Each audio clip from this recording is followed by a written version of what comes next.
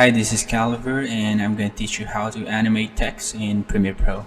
First, of course, is to open your Premiere Pro application and then create a color mat. You can choose any color you want. I prefer blue. You can just drag the color mat into the timeline.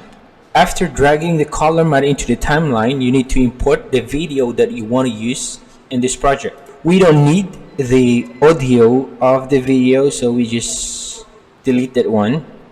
To delete, you need to unlink first by right clicking on the video, unlink, and then delete the audio. For our next step is to create a text. Click on the text and create a shape like this. Try to align the text. Now that we created our text, you need to go back into the timeline and click on the color mat. Click effect and find the track mat key. Now you can drag this on top, or you can also drag it on the color mat. We just drag it on top, added it inside the effects control. Now inside the effects control, find the track mat key that you just added and change the none to video tree. Now you see the transition is not that smooth, so we need to fix that using the opacity. Make sure that this horizontal line is in the beginning of the video, and then create a keyframe, then drag the vertical line and create another frame. Now go back, drag the vertical line again in the beginning of the video and change the opacity to 0.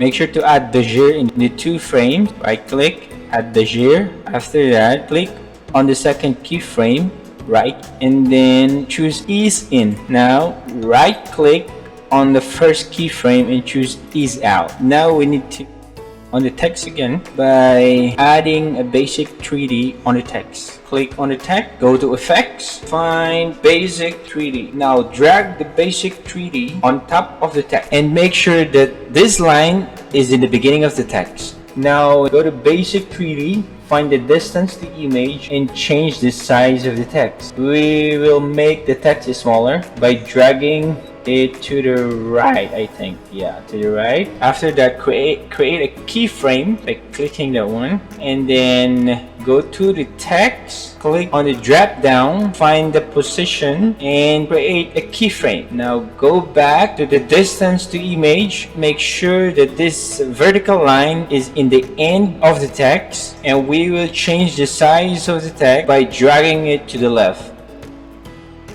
Want to drag. Okay, we've added 85 and then we change the position so that the black color will not show up on the screen. Let's go back on the distance to image, and we need to make sure that these 2 keyframes we created, we add bezier and then click on the second keyframe and then choose ease in, and the first keyframe choose ease out. So here's the video that we just created.